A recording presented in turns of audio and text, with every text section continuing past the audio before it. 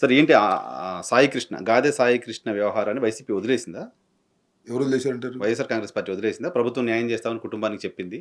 SIT లేదు, ఏసింది. We are ఓకేనా? Writing బా జరుగుతదా? For CBI enquiry. ఆమె వాళ్ళ తల్లికి పిటిషన్ ఏశారు. వాళ్ళ తల్లి పిటిషన్ వేసింది, మేము కూడా వీఆర్ ఆల్సో గోయింగ్ టు నమ్మకం లేదా SIT file pi? A petition. SIT పై నమ్మకం లేదా? నమ్మకం లేకపోతే లేకపోయింది. సిట్టు హ్మ్. సాక్ష్యాధారాలను తుడిచేసే కార్యక్రమం, హ్మ్. దోషుల్ని కాపాడే కార్యక్రమం చేస్తుంది అనేది మాకు డౌట్. ఎవరు దోషి అని మీ మీ అనుమానం? Entire police department, not only Nagaraju. మీరు సిఐ నాగరాజు పైన కామెంట్ చేస్తూ వచ్చారు. ఓన్లీ నాగరాజు కాదు, హ్మ్. నాగరాజు కొట్టడం వరకే కొట్టి ఉండొచ్చు.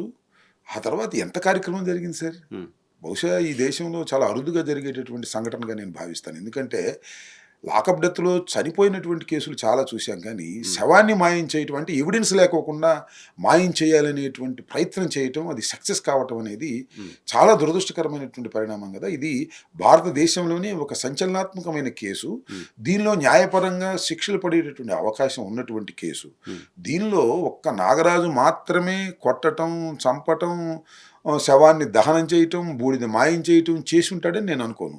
చాలా మంది హ్యాండ్స్ ఉన్నాయని నేను భావిస్తాను. ఆయన కాకపోతే పోలీస్ స్టేషన్ సంబంధించి సిబ్బంది ఎవరు ఉండొచ్చు. పై బయట అధికారికి ఫ్రెండ్స్ తెలియకోకుండా అసలు పోలీస్ డిపార్ట్మెంట్లో ఎవరు చేర్చారు ఇన్సిడెంట్ జరిగిన తర్వాత తెలవడానికి అవకాశం ఉంటుంది. ఇన్సిడెంట్ పై అధికారులే ఫాలో అప్ చేశారు అని ఎట్లా మీరు నేనేమనుకుంటానంటే, నాకున్న అవగాహన మేరకు, నాకు ఇన్ఫర్మేషన్ కూడా కరెక్ట్గా లేదు, అవగాహన మేరకు చనిపోయేంత వరకు ఉన్నతాధికారులకు తెలియకపోవచ్చు. చనిపోయిన తరువాత ఈ దహనకాండాలు ఇవన్నీ చేయటం, శవాన్ని మాయం చేయటం అనేది ఖచ్చితంగా గవర్నమెంట్కు తెలిసిన తర్వాతే జరుగుతుంది. అంత గుడ్డిగా గవర్నమెంట్ ఉండదు. పోలీస్ డిపార్ట్మెంట్లో పైన సిఏ ఏం చేస్తాడు, డిఎస్పీకి చెప్తాడు, డిఎస్పీ కమిషనర్ చెప్తాడు, కమిషనర్ డీజీపీకి చెప్తాడు, డీజీపీ గవర్నమెంట్కి చెప్తుంది. ఒకరినొకరు రక్షించుకోవాలనేటువంటి తాపత్రయాన్ని ఉంటారు తప్పు జరిగినప్పుడు. ఆ క్రమంలో జరిగి ఉంటుందనేది నాకున్నటువంటి అవగాహన. కొద్ది గొప్ప సమాచారం కూడా ఉంది.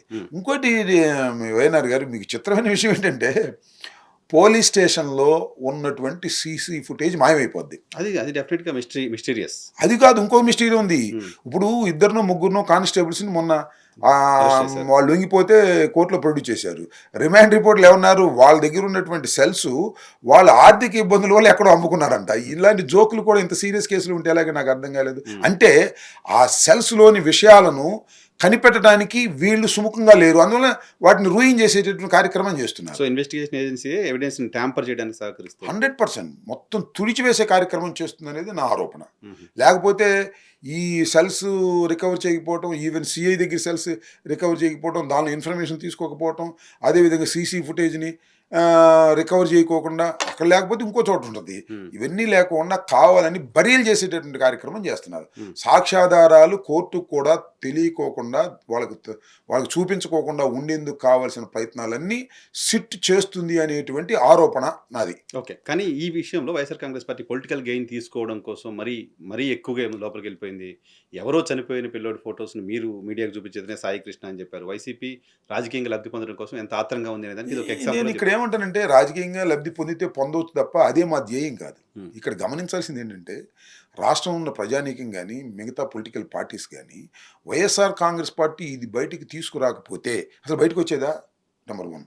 ఒక హ్యూమన్ లైఫ్ని అతి దారుణంగా రక్షక బటనిలయంలోనే చంపేసి బూడిద చేసేస్తే పొలిటికల్ అడ్వాంటేజ్ వస్తుందా రాదా అని పక్కన పెట్టండి. మానవ హృదయం కరగదా? ఒక పొలిటికల్ పార్టీగా కాదు, ఒక మానవుడిగా కరగదా? జగన్మోహన్ రెడ్డి గారు ఒక మానవుడిగా దాని గురించి స్పందించకూడదా? పైగా ఒక పొజిషన్లో ఉన్నాం, ఒక పార్టీ ఉన్నాం, పార్టీ అధికారంలో ఉన్నటువంటి పార్టీ 5 సంవత్సరాల పాటు ప్రధాన ప్రతిపక్షంగా లేకపోయినప్పటికీ కూడా ఇవాళ మా ప్రత్యర్థి రాజకీయ పార్టీ పరిపాలన చేస్తున్న క్రమంలో పోలీసులు ఈ రకంగా చేస్తున్నప్పుడు నోరు విప్పడం అనేది సహజమైనటువంటి అంశం. వాళ్ళ కుటుంబం సాటిస్ఫై అవుతుంది, బట్ వైసీపీ ఎందుకు సాటిస్ఫై అవ్వలేదు? ఎవరన్నారు కుటుంబం సాటిస్ఫై అవుతుంది? కుటుంబ సభ్యులంతా ముఖ్యమంత్రిని కలిసిన తర్వాత బయటకు వచ్చి ఓకే న్యాయం చేస్తారని నమ్మకం ఉందని మాట్లాడారు. అంతవరకే న్యాయం చేశారు లేదో తెలుస్తుంది నిదానంగా. బయట ఈ రోజు ఎందుకు వాళ్ళు బయటకు వచ్చి మాట్లాడలేకపోతున్నారు? సిబిఐ ఎంక్వైరీ ఎందుకు వేశారు? సాయికృష్ణ తల్లి she filed a petition, additional petition in the habeas corpus. ఏమని వేశారు? అయ్యా, ఈ సిట్టు వల్ల మాకు న్యాయం జరగదు, మాకు సిబిఐ విచారణ జరిపించమని ఎందుకు వేశారు? వాళ్ళు బయటికి మీడియా ముందు మాట్లాడేటప్పుడు కంట్రోల్గా మాట్లాడే విధంగా చంద్రబాబు నాయుడు గారు జాగ్రత్తలు తీసుకున్నారు, కానీ ఆయన వాళ్ళ మనసులో ఉన్న విషయాలను మాత్రం పక్కకు నెట్టే పరిస్థితి లేదు. లేకపోతే ఎడిషనల్ పిటిషన్ వేశారు కదా వాళ్ళు. సిబిఐ విచారణ కావాలని తల్లి డిమాండ్. నమ్మకం లేదు అనేది వాళ్ళకి 100% నమ్మకం లేదని నా అభిప్రాయం. వాళ్ళు చెప్పకపోవచ్చు. వాళ్ళు ఎంత సార్ ఎందుకు చెప్పలేకపోతుండొచ్చు? భయం సార్. నేను ఒక మాట చెబుతాను, మొదటి రోజులు లేని భయం ఇప్పుడు ఎందుకు వస్తుంది? నాకు చిన్నప్పటి నుంచి చూస్తున్నా సార్. నేను అడ్వకేట్గా కూడా పనిచేశా. అసలు ఒక మరణం జరిగినా లేకపోతే ఎవరన్నా కొట్టినా ఆ పార్టీ పోలీసుకు వ్యతిరేకంగా ప్రభుత్వం వ్యతిరేకంగా నిలబడటం అనేది చాలా కష్టమైన విషయం. ఈవెన్ మేమందరం సపోర్ట్ చేసినా కూడా కష్టమైన విషయం. నిలబడతారా లేదా అనేది రాబోయే కాలం చూద్దాం. వీళ్ళు నిలబడతారని నాకు విశ్వాసం ఉంది. ఇవాళ కూడా నలుగుతున్నారు, ఇవాళ కూడా కింద మీద పడుతున్నారు, ప్రతి క్షణం వాళ్ళకి బెదిరింపులు వస్తున్నాయి, ఆశ చూపిస్తున్నారు, డబ్బులు తీసుకోవాలని ప్రయత్నం చేస్తున్నారు అని ప్రచారం చేస్తున్నారు. నాకు తెలిసి వాళ్ళు తీసుకోలేదు, భయపడుతున్నారు, ఏదో న్యాయం జరుగుతుందనేటువంటి ఆశతో అక్కడక్కడ కనిపిస్తున్నారు. కాబట్టి దీనిలో ఆ కుటుంబం ఏం చేసినా వారికి మనస్ఫూర్తిగా సపోర్ట్ చేయడానికి సిద్ధంగా ఉన్నాం.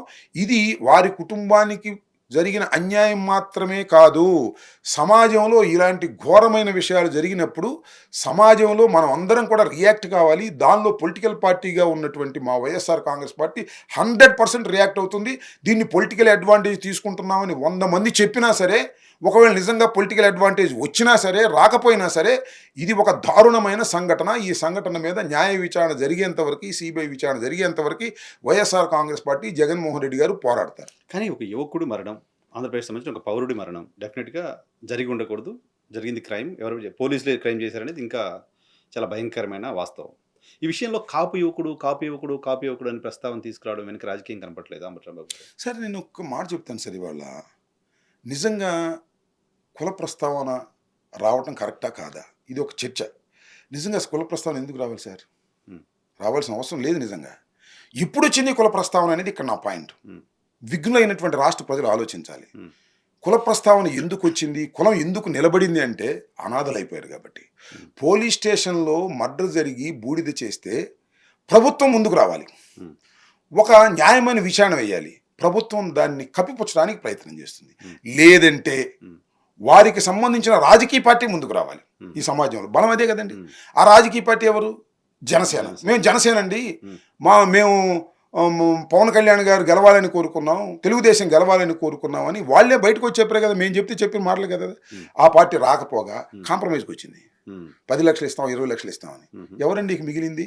ఆ కుటుంబంలో ఆ కుర్రవాడి పినతల్లి, ఆమె అడ్వకేట్, ఆమె ఒక్కటి ఫైట్ చేసింది. ఎవరు? బంధువులు మాత్రమే ఫైట్ చేశారు. నెక్స్ట్ బంధువులు ఎవరండి? నెక్స్ట్ ఎక్స్టెండెడ్ ఫ్యామిలీ ఎవరు? వీళ్ళెవరు పట్టించుకున్నప్పుడు ఎక్స్టెండెడ్ ఫ్యామిలీ కులమే, ఒక తెగది. పూర్వం తెగలు యుద్ధాలు జరిగాయి కదా, ఈ తెగ ఆ తెగ అని. ఇది ఒక తెగ, కాపు కులం ఇవాళ వచ్చింది. మేమందరం కాపు కులం పేరు మీద వెళ్ళాం అనుకోండి, తప్పేంటి అని అడుగుతా ఉన్నా. మీరందరూ పట్టించుకుని ఉంటే, కుల ప్రస్తావన లేకపోయినా వాళ్ళు ఆనందం. తప్పనిసరి పరిస్థితుల్లో కులంగా వెళ్ళి మేము మాట్లాడుతున్నాం. సో మీరు పార్టీగా వెళ్ళారు కదా, మీరు పార్టీగా వెళ్ళాం. కుటుంబ సభ్యులు కులం చెప్పుకోవడం ఓకే, పార్టీగా వెళ్ళాం. కులాన్ని క్రైమ్ చేసి కులం అనేది పార్టీగా వెళ్ళాం. మేము మొన్న జరిగినటువంటి కాపుల వైఎస్ఆర్ కాంగ్రెస్ పార్టీ కాపుల సమావేశంలో ఒక 20 లక్షల రూపాయలు వారికి, ఆ తల్లికి ఆర్థిక సహాయం చేయాలని నిర్ణయించుకున్నాం. తల ఒక 50,000 వేసుకున్నాం. కులం వరకే ఇంపార్టెంట్. బొత్స సత్యనారాయణ గారు, తోట త్రిమూర్తులు గారు, నేను, కన్నబాబు, అమరు, అందరం, ఇంకా మొత్తం అందరం కూడా ఒక 40 మందిని 50,000 వేసుకుని ఆ కుటుంబానికి ఇవ్వాలని నిర్ణయించుకున్నాం. కలెక్ట్ అయిపోయింది. రేపో మాపో వాళ్ళకి ఆ డబ్బులు కూడా ఇస్తాం. కుల ప్రస్తావన నిజంగా ఎందుకు వచ్చిందంటే, అన్ని బాధ్యత కలిగినటువంటి అన్ని వర్గాలు వదిలేసినప్పుడు గత్యంతరం లేక ఎక్స్టెండెడ్ ఫ్యామిలీగా మేము వెళ్ళవలసి వచ్చింది, పార్టీ రావాల్సి వచ్చింది. ఈ రెండు.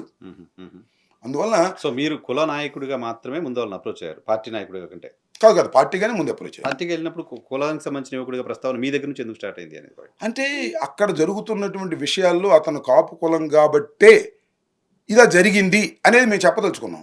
లేకపోతే కాబట్టి ఎందుకు జరిగి ఉంటుంది? ఎవరు పట్టించుకోలేదు, ప్రభుత్వం ఎందుకు పట్టించుకోలేదు? కాపు కులం అయితే పట్టించుకోదా ప్రభుత్వం? పట్టించుకోలేదని మా అభియోగం. ఒక పర్టికులర్ కులాన్ని పట్టించుకోవద్దు అని ప్రభుత్వం అనుకుంటుందా?